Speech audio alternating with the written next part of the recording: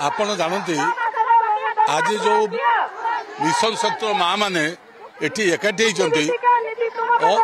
all Odisha BPL संघ तरफ ये माँ मैंने आसी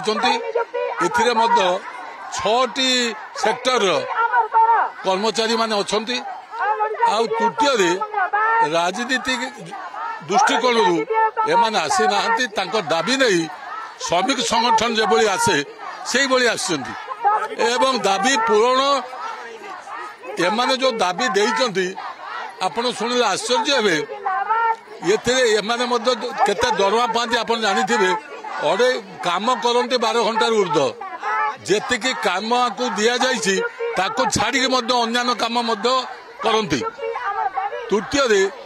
दरमा पाऊले 2500 बढ़ी बढ़ी के 6000 10,000 पहुंची तापर 6500 बर्तमान दरदाम वृद्धि जेभली एमान को केंद्र सरकार तो राज्य सरकार समस्त कहते जे सर्वनिम्न मजूरी 25,000 हवा उचित किंतु एमाने बर्तमान 10,000 छुई पाना से 10,000 कि 6,500 टंका 9 मास है काम करके पैसा पाऊना बड़ कथा नुआ सरकार सुभद्रा योजना जो कार्यकारी कले से जो काम कले से पैसा भी पाऊना काम कर पैसा न पाउथुवा